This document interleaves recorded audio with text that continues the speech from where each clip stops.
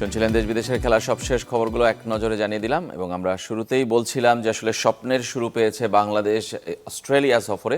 দীর্ঘ 23 বছর পর অস্ট্রেলিয়া টেস্ট খেলতে নেমে সেই ডারউইনেই কিন্তু বাংলাদেশ দারুণ শুরু পেয়েছে। মাত্র 198 রানে অল আউট করে দিয়েছে অস্ট্রেলিয়াকে এবং সেই রাজত্বটা আসলে পেসারদের কারণে। 10টা উইকেটের সবকটি নিয়েছেন পেসাররা। টেস্ট ইতিহাসে বাংলাদেশের পেসাররা দ্বিতীয়বার এমন কীর্তি করলেন। আমাদের সঙ্গে আছেন এম কায়সার, আমরা কথা বলবো তার সঙ্গে। আপনারাও এই টেস্ট নিয়ে যে কোনো প্রশ্ন মতামত থাকলে আমাদের সঙ্গে শেয়ার করতে পারেন। খেলা চলছে এই মুহূর্তে, বাংলাদেশ ব্যাট করছে, এরপরে কেমন করতে পারে বাংলাদেশ ব্যাটাররা আমরা দেখতে চাই।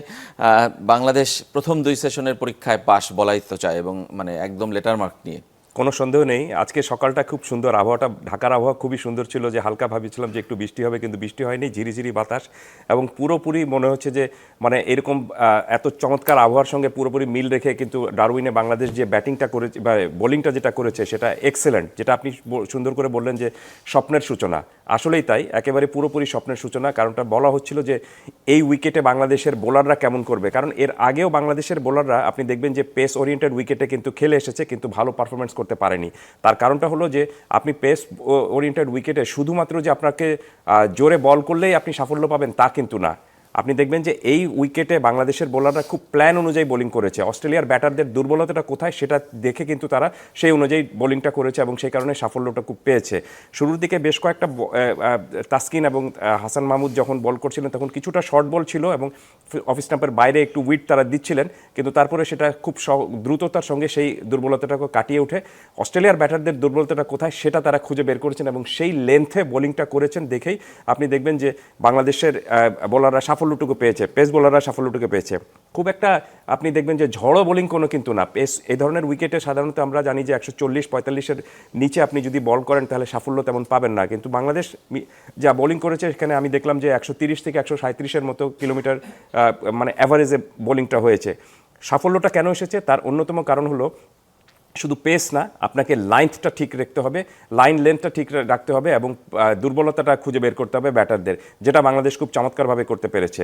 ছোট্ট একটা উদাহরণ দিচ্ছি, সেটা হলো যে হাসান মাহমুদকে দেখবেন যে তিনি দেখেছেন যে যখন আপনার বাঁহাতি ব্যাটার রয়েছেন তখন তিনি কিন্তু আপনি ওভার দ্য উইকেট বোলিংটা করেছেন, আবার যখন দেখেছেন যে সেই ওভার দ্য উইকেটে বোলিংয়ে সেই ব্যাটার খুব ভালো মতো খেলতে পারছেন, লেগ সাইডে খুব স্ট্রং তিনি রয়েছেন, সঙ্গে সঙ্গে কিন্তু রাউন্ড দ্য উইকেটে কিন্তু তিনি চলে এসেছেন। সো এই যে চেঞ্জের বিষয়টা, ব্যাটারকে আপনি কোনো একটা নির্দিষ্ট মানে করিডোরে বোলিং না করে তাকে আপনার বিভিন্ন জায়গায় তাকে যে পরীক্ষা করার বিষয়টা, এটা বাংলাদেশের বোলাররা এই ম্যাচে খুব চমৎকার করে, বিশেষ করে এই ইনিংসে খুব চমৎকার করে করতে পেরেছে। খুবই সন্তুষ্ট, এর চেয়ে ভালো বোলিং আর হতেই পারে না। যেভাবে বাংলাদেশ বোলিং করেছে তাতে ভালো বোলিং হতে পারে না, হতে পারতো, আরও ভালো হতে পারতো। আপনি 198 তারা রান করেছে, সেখানে আপনি দেখতেন যে স্মিথকে যদি স্মিথের ক্যাচটা আমরা নিতে পারতাম সেক্ষেত্রে আমরা হয়তো আরেকটু কম রানে মানে অস্ট্রেলিয়াকে অল আউট করে দিতে পারতাম। তারপরেও যা হয়েছে তাতে আমার কাছে, যেটা আপনার কথায় ফিরে যাচ্ছি, যে স্বপ্নের সূচনা হয়েছে বোলিংয়ে, কিন্তু দেখতে হবে যে মাত্র এখন প্রথম দিনের বোলিংটা আমাদের ভালো হয়েছে, আসল কাজটুকু কিন্তু বাকি রয়েছে। সো বাংলাদেশ যদি এই ইনিংসে অস্ট্রেলিয়ার যে 198-এর চেয়ে বেশি রান করতে পারে, একটা লিড নিতে পারে, তাহলে আমার কাছে মনে হচ্ছে যে এই সিরিজটাকে ঘিরে যে ধরনের কথাবার্তা শুরু হয়েছিল, এক অর্থে সবাই কিন্তু বলছিলেন যে প্রেস কনফারেন্সে শুনতে হয়েছে যে আপনি 2.5 দিনের ম্যাচে শেষ হবে কিনা, বাংলাদেশকে একটু হেয় করে বলা হয়েছে যে 2 দিনের মধ্যে খেলা শেষ করে দিতে হবে। তো সব কিছুর একটা দুর্দান্ত জবাব দেওয়ার সুযোগটা পাবে বাংলাদেশ 22 গজে। এবং নর্দার্ন টেরিটরি ক্রীড়ামন্ত্রীও কিন্তু 2 দিনে খেলা শেষ হওয়ার কথা বলেছিলেন এই সিরিজ শুরুর আগে। আজকে তিনি আবার একটু মত চেঞ্জ করেছেন এবং ক্রিকেট অস্ট্রেলিয়াও 5th ডে টিকিট ফ্রি করে দিয়েছে যদি 5th ডেতে খেলা যায়। এই বাংলাদেশের ম্যাচটাকে নিয়ে এরকম আসলে অনেক ধরনের কথাই আছে। আমরা একটু বোলিংয়ে আসতে চাই, যে পেস বোলারদের কথা বলছিলাম, হাসান মাহমুদকে নিয়ে আমি আলাদা করেই কথা জিজ্ঞেস করবো আপনাকে, কিন্তু তার আগে বলছিলাম যে সেকেন্ড টাইম বাংলাদেশের পেস বোলাররা 10 উইকেট নিয়েছেন। এটা 2024 সালে রাওয়ালপিন্ডি টেস্টে পাকিস্তানের বিপক্ষে প্রথমবার হয়েছিল এবং সেখানেও হাসান মাহমুদ ছিলেন, তিনিও 5 উইকেট নিয়েছিলেন, আজকেও তিনি ছিলেন, 5 উইকেট নিলেন। আজকে বাংলাদেশের বোলিং নিয়ে আমরা সবচেয়ে চিন্তার কথা বলছিলাম যে শরীফুল নেই, নাহিদ রানা নেই, বোলিংটা কেমন হবে, এটা আমাদের সবচেয়ে কনসার্নের জায়গা ছিল। ব্যাটিং নিয়ে ততটা নয়, লিটন দাসের কারণে কিছুটা ছিল, কিন্তু লিটন দাস পরবর্তীতে ফিট হয়ে গেছেন, কিন্তু বোলিংটা নিয়ে কনসার্নের জায়গা ছিল। মানে এটা কি আপনার মনে হয় যে হাসান মাহমুদ একটা চ্যালেঞ্জ নিয়েছেন কিংবা ইবাদত একটা চ্যালেঞ্জ নিয়েছেন নিজেদের জন্য, এরকম কিছু, নাকি আসলে কন্ডিশনটা তাদেরকে হেল্প করেছে, নাকি আসলে বাংলাদেশের বোলারদের সম্পর্কে আসলে ধারণাটা একদমই কম ছিল অস্ট্রেলিয়ার ব্যাটারদের? কোন জায়গাটায় আসলে এক্সপ্লোজড হয়েছে অস্ট্রেলিয়ার ব্যাটাররা? একটা কথাই বলা যেতে পারে যে অস্ট্রেলিয়ার ব্যাটিংটা হয়েছে খুবই সাধারণ মানের, একেবারে আপনি অর্ডিনারি ভঙ্গিতে ব্যাটিংটা তারা করেছে। আর তাদের ব্যাটিং লাইন কিন্তু ফুল স্ট্রেংথ, কিন্তু তারা ব্যাটিংটা করেছে খুবই অর্ডিনারি কায়দায়, এবং তারা মানে আমরা যেরকমভাবে শক্তিশালী ব্যাটিং লাইন আপ তাদেরকে চিন্তা করতাম, সেটা কিন্তু তাদের শুধুমাত্র স্টিভেন স্মিথ ছাড়া আর বাদ বাকি কারোর মধ্যে তেমন দেখা যেতে পারেনি। তাদের ব্যাটিংটা বাজে হয়েছে, কিন্তু এক্সট্রা অর্ডিনারি ভালো বোলিং করেছে বাংলাদেশের বোলাররা। এই কৃতিত্ব আপনাকে দিতেই হবে অবশ্যই। কারণটা হলো যে এই ধরনের উইকেটে বাংলাদেশ সাধারণত খেলে অভ্যস্ত না। আমরা ফার্স্ট উইকেটে খেলেছি, কিন্তু তারপরে ড্রপ ইন উইকেটে এবং এই কন্ডিশনে সাধারণত খেলে অভ্যস্ত না। সো সব কিছু মিলে আপনার বোলারদেরকে কৃতিত্ব অবশ্যই দিতে হবে, কোনো সন্দেহ নেই। এবং যেটি বললাম যে বোলাররা খুব দ্রুত কিন্তু আপনি ব্যাটসম্যানদেরকে রিড করতে পেরেছে যে কোথায় ব্যাটসম্যানদের দুর্বলতাটুকু রয়েছে, এবং সেই অনুযায়ী সেই লেন্থে বোলিংটা করেছে। সাপোর্টটাও সেখান থেকে এসেছে, ফিল্ডারদের কাছ থেকেও সাপোর্টটা সেখান থেকে এসেছে। শুধুমাত্র একটা ক্যাচ ড্রপ হয়েছে, সেই ক্যাচটা ধরতে পারলে আমি মনে করি যে ফিল্ডিংয়ে বাংলাদেশের একেবারে 100-100 আপনি লেটারমার্কের কথা বলছিলেন, লেটারমার্ক তো অবশ্যই পাবেন, কিন্তু আপনি সেখানে 90% নাম্বারটাও তারা পেতে পারত। তারপরেও আমার কাছে মনে হয়েছে যে এই ম্যাচে বাংলাদেশ, এই ইনিংসে বাংলাদেশ যে বোলিংটা করেছে এক্সেলেন্ট, দুর্দান্ত বোলিং করেছে। আর যেটি আপনি বলছিলেন যে এই দ্বিতীয়বারের মতো বাংলাদেশের পেসাররা কোনো একটা ইনিংসে 10 উইকেটটা পেয়েছে। সো এটাও অনেক বড় একটা ট্রানজিকশনের আমি মনে করি যে একটা উদাহরণ হতে পারে, যে বাংলাদেশের আগে যখনই আপনি টেস্ট খেলতে নামতো বা ওয়ানডে বা টি-20, যখনই আপনি বোলিংয়ের জন্য চিন্তাটা করতো, সেখানে আপনি স্পিন ওরিয়েন্টেড হতো একটু। 3 জন স্পিনার নিয়ে আমরা কিন্তু খেলতে দেখেছি। পুরো একটা টেস্ট ম্যাচে আপনি কোনো পেস বোলার ছাড়া আমরা কিন্তু টেস্ট ম্যাচ খেলেছি, এমন ঘটনাও কিন্তু ঘটেছে। সো এই যে ট্রানজিকশনের বিষয়টা, যে আমাদের পেস বোলাররা ভালো বোলিং করছেন এবং টেস্টে পেস বোলারদের উপর যে বাংলাদেশ আস্থা রাখতে পারছে, সেটার একটা বড় উদাহরণ এটা হতে পারে।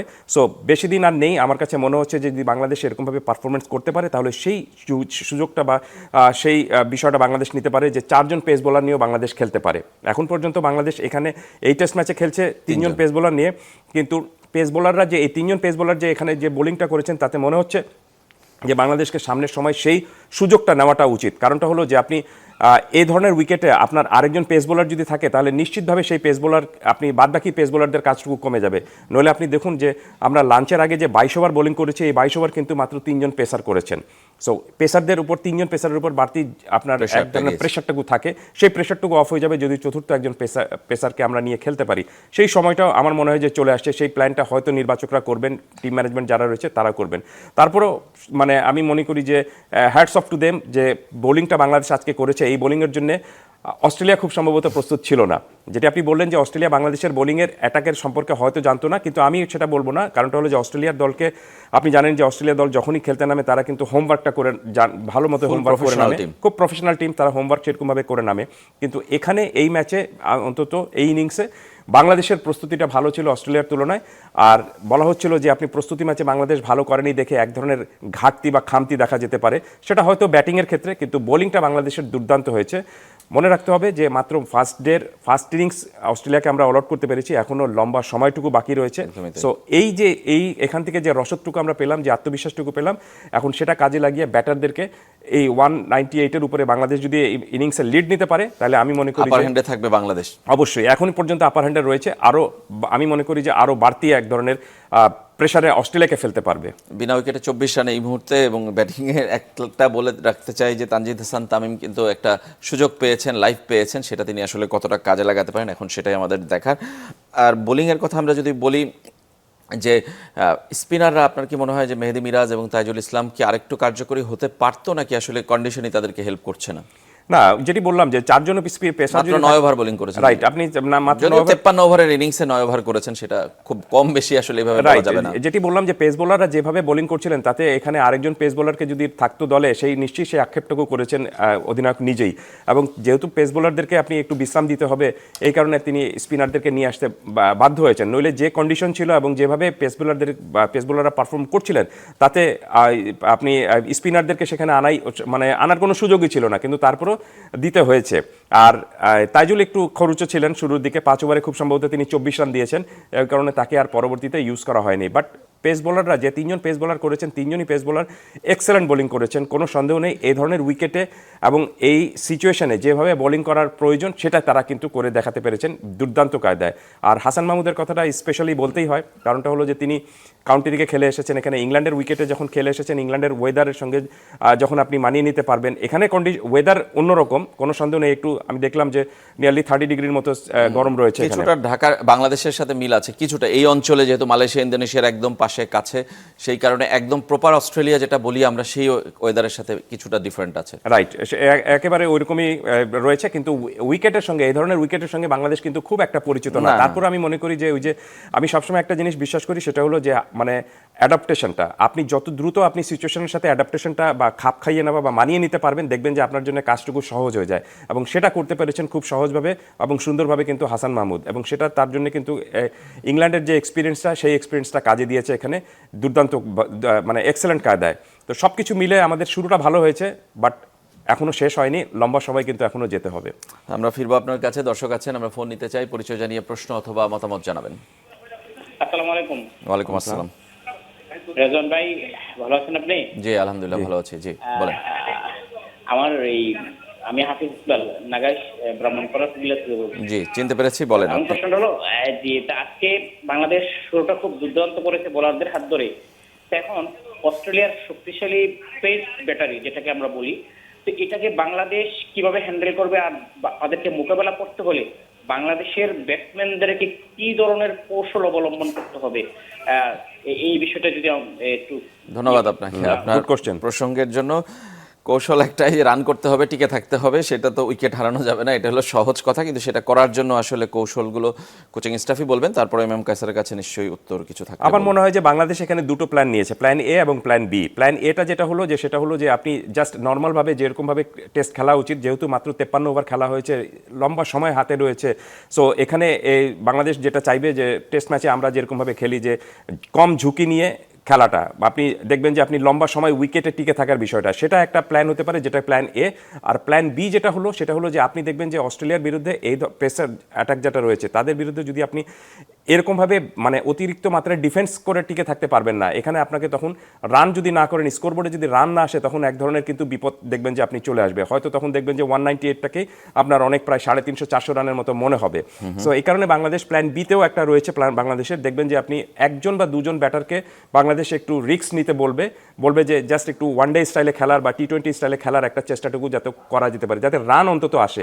কারণটা হলো যে আপনি দেখবেন যে প্রায় 30 গজের মধ্যে ম্যাক্সিমাম খেলোয়াড় রয়েছেন, একজন বা দুজন খেলোয়াড় শুধুমাত্র বাইরে রয়েছেন। সো বাংলাদেশ যদি লফটেড শট খেলতে পারে, অথবা যদি আপনি একটু বেশি স্ট্রোকওয়ালা খেলতে পারে, তাহলে তখন দেখবেন যে প্রেশারটা আবার কিন্তু অস্ট্রেলিয়ার বোলারদের দিকে চলে যাবে। The name of the game is pressure. এই খেলায়, টেস্ট ক্রিকেটে আপনি যখনই দেখবেন যে প্রেসারে আপনি প্রতিপক্ষকে ফেলবেন, তখন প্রতিপক্ষ কিন্তু আপনার ভুল করতে বাধ্যই হবে। কিন্তু যদি আপনি ছাড় দেন বা আপনি সুযোগটা দেন, তখন দেখবেন যে প্রতিপক্ষ আপনার উপর চেপে বসবে। সো অস্ট্রেলিয়া এই ধরনের সিচুয়েশনে পড়ে অভ্যস্ত, বা তারা জানে যে এই ধরনের পরিস্থিতিকে কিভাবে বেরিয়ে আসা যায়। বাংলাদেশ অস্ট্রেলিয়াকে এরকমভাবে 198-এ অল আউট করে দিবে, এটা কেউ হয়তো চিন্তা করেনি, কিন্তু এখন যেহেতু আমরা সেটা করতে পেরেছি, এখন এটার সুযোগটা আমাদেরকে নিতে হবে। এ কারণে আমি বললাম যে ব্যাটিংয়ের কৌশল দুটোই, একটা যেটা আপনি ট্র্যাডিশনাল স্টাইলে, আরেকটা হলো যে আপনি একজন বা দুজন বোলার ব্যাটারকে একটু হয়তো সুযোগ দিবেন যে মেরে কেটে আসো, তোমার যদি রান আউট তুমি হয়েও যাও তাও করার কিছু নেই, কিন্তু যদি রান চলে আসে তাহলে সেটা বাংলাদেশের জন্য বা দলের জন্য অনেক বড় একটা বোনাসের বিষয় হবে, যেটা লিড নেওয়ার ক্ষেত্রে আসলে একটা মোরাল অ্যাডভান্টেজই বলি কিংবা ম্যাচের ক্ষেত্রেই বলি, সেই জায়গাটায় আসলে অনেক ধরনের হেল্প করবে বাংলাদেশকে। আমরা আরও কথা বলবো আপনার সঙ্গে, একটা বিরতির সময় হয়েছে আমাদের, এবং বিরতির পরে আমি ফিরে এসে হাসান মাহমুদকে নিয়ে আলাদা করে কথা বলতে চাই যে ভারত, পাকিস্তান এবং অস্ট্রেলিয়া তিনটা দেশের বিরুদ্ধে তাদের মাটিতে গিয়ে 5 উইকেট করে নেয় বাংলাদেশের একমাত্র বোলার তিনি। কথা বলছি অস্ট্রেলিয়ায় বাংলাদেশি পেসারদের নিয়ে। আপনারা জানেন যে বাংলাদেশের 3 পেসার মিলে 10 উইকেট নিয়েছেন, 198 রানে অল আউট হয়ে গেছে অস্ট্রেলিয়া। এই মুহূর্তে ব্যাট করছে বাংলাদেশ, ডারউইন টেস্টের প্রথম দিনের তৃতীয় সেশনে খেলা চলছে। আমরা বলছিলাম যে বলতে না বলতে একটা উইকেটের কিন্তু পতন হয়ে গেছে, সাদমান ইসলাম ফিরে গেছেন মিচেল স্টার্কের বলে, এবং তানজিদ তামিম এখনও টিকে আছেন। যতটা সহজ আসলে বলা সেটা নয়, এখানে অস্ট্রেলিয়ান ব্যাটাররা যেখানে আসলে স্ট্রাগল করেছে, বাংলাদেশি ব্যাটারদেরকেও সেই স্ট্রাগলের পর্বটা পেরোতে হবে। সেই জায়গায় কেউ প্রতিরোধ করেন কিনা স্টিভেন স্মিথের মতো, কিংবা অন্য আরও বড় ইনিংস খেলেন কিনা, সেই জন্য আমরা অপেক্ষা চাচ্ছি কিংবা চাই। আপনার কি মনে হয় বাংলাদেশের ব্যাটারদের সেই আছে কিনা, সক্ষমতা আছে কিনা? লিটন দাস ফিরেছে, ব্যাটিং অর্ডারে একটু হলেও শক্তি বেড়েছে নিচের দিকে, কিন্তু টপ অর্ডারের কেউ দায়িত্ব নিতে পারবেন কি বলে মনে হয় কিনা? না, সক্ষমতার কথা যদি আপনি বলেন, আমি তো মনে করি যে অবশ্যই সক্ষমতা রয়েছে। কারণটা হলো যে বাংলাদেশের আগে রাওয়ালপিন্ডির উদাহরণ আপনি টানছিলেন, সেখানে খুব সম্ভবত 36 রানে 6 উইকেট আমরা হারিয়ে ফেলেছিলাম। তারপরেও আমরা সেখান থেকে কিন্তু একটা 200+ স্কোর করেছিলাম, মানে জুটিতে স্কোর করেছিলাম, এবং সেই ম্যাচ আমরা জিতেছিলাম। সেখানে লিটন দাস সেঞ্চুরি করেছিলেন, মেহেদী মিরাজও বড় সেঞ্চুরি করেছিলেন, এবং মুশফিক রহিমও বড় একটা স্কোর করেছিলেন। সব কিছু মিলে তো সক্ষমতা অবশ্যই আমি মনে করি যে রয়েছে। আর সবসময় যে আপনি একেবারে নির্ভেজালভাবে সামনে এগিয়ে যাবেন তা কিন্তু না, আপনাকে বিপদে পড়তে হবে। বিষয়টা হলো যে বিপদ থেকে আপনি কিভাবে উদ্ধার হবেন, কত সুন্দর বা কত স্মার্ট কায়দায় আপনি উদ্ধার করতে পারেন নিজের দলকে, সেটার উপর নির্ভর করবে যে আপনার সক্ষমতার পরিধিটা কত দূর। দেখুন, অস্ট্রেলিয়ার এই দলটার কথা যদি আমি বলি, অস্ট্রেলিয়ার উইকেট পড়েছে, কিন্তু আপনি দেখবেন যে প্রায় বিরতির মধ্যে কিন্তু উইকেটগুলো পড়েছে, কিন্তু অস্ট্রেলিয়ার পুরো দলটাকে কখনোই দেখে মনে হয়নি, তাদের খেলাটা দেখে কখনোই মনে হয়নি যে দে আর ইন প্যানিক। এক ধরনের কিন্তু একটা প্যানিকের মধ্যে কিন্তু তারা ছিল না, তারা ওটা সহজভাবে মেনে নিয়েছে, এবং তারা জানে যে একজন জেনুইন ব্যাটার যদি আপনি লম্বা সময় পর্যন্ত থাকতে পারেন, তাহলে তাদের স্কোরটা কিন্তু অন্তত বলার মতো একটা জায়গায় পৌঁছাতে পারে। এবং সেই দায়িত্বটা নিয়েছেন স্টিভেন স্মিথ। বাংলাদেশ দলেও এরকমভাবে আপনি অনেক অভিজ্ঞ ক্রিকেটার রয়েছেন। মুশফিক রহিম 100 টেস্টের মতো 100 বেশি টেস্ট খেলছেন। মমিনুল হক প্রায় কাছাকাছি রয়েছেন। নাজমুল হোসেন শান্ত ভালো ফর্মে রয়েছেন। লিটন দাসও, আপনি সর্বশেষ যে সিরিজটা হলো সেখানেও দুর্দান্ত ফর্মে ছিলেন। আমি পাকিস্তানের বিরুদ্ধে সিরিজের কথা বলছি। সো সব কিছু মিলে আমার কাছে মনে হচ্ছে যে এই অভিজ্ঞ ব্যাটার যারা রয়েছেন তাদেরকে একটা দায়িত্বটুকু অবশ্যই নিতে হবে, কারণ এই ধরনের সুযোগ সবসময় কিন্তু আসবে না। যে অস্ট্রেলিয়ার মতো একটা দলের বিরুদ্ধে আপনি ফার্স্ট ইনিংসে যদি লিড নেওয়ার মতো একটা সুযোগ আপনার সামনে তৈরি হয়েছে, সেই সুযোগটা যদি আপনি কাজে লাগাতে পারেন, তাহলে দেখবেন যে আপনি এই সিরিজেরকে নিয়ে ঘিরে, বা এই সিরিজটাকে ঘিরে, যে 2 ম্যাচের এই সিরিজটাকে ঘিরে যে ধরনের কথাবার্তা বলা হচ্ছে, নেগেটিভ কথাবার্তা বলা হচ্ছে, সেখান থেকে অনেক বড় একটা ধরনের সিগনেচার কিন্তু বাংলাদেশ দিয়ে আসতে পারবে, পজিটিভ সিগনেচার বাংলাদেশ কিন্তু দিয়ে আসতে পারবে। আর প্রথম দিন অস্ট্রেলিয়ার মাটিতে কিন্তু আপনি সবসময় দেখবেন যে কোনো প্রতিপক্ষ কিন্তু গিয়ে একটু কাহিল হয়ে যায়, কিন্তু বাংলাদেশ এখানে প্রথম দিন যেভাবে বোলিংটা করেছে, তাতে তাদের নিজেদের একটা ইতিবাচক বার্তাও কিন্তু বাংলাদেশ দিয়েছে, যে শুধুমাত্র আমরা ব্যাটিংয়ে হয়তো অনেক বাংলাদেশকে দুর্বল দল বলা হচ্ছে, কিন্তু বোলিংও যে বাংলাদেশ দলের একটা বড় পরিবর্তন এসেছে, সেই পরিবর্তনের উদাহরণটা কিন্তু একদম চমৎকার করে রেখেছে বাংলাদেশ, অন্তত এই ইনিংসে। আরও একজন দর্শক আছেন আমাদের সঙ্গে, একটা ফোন নিতে চাই। পরিচয় জানিয়ে আপনার প্রশ্ন অথবা মতামত আমাদের সঙ্গে শেয়ার করতে পারেন। হ্যালো, আসসালামু আলাইকুম। ওয়ালাইকুম আসসালাম। রেজন ভাই, কাউসার ভাই, আসসালামু আলাইকুম। আমি সিলেট থেকে বলছি, আমার নাম আওলাদ আলী।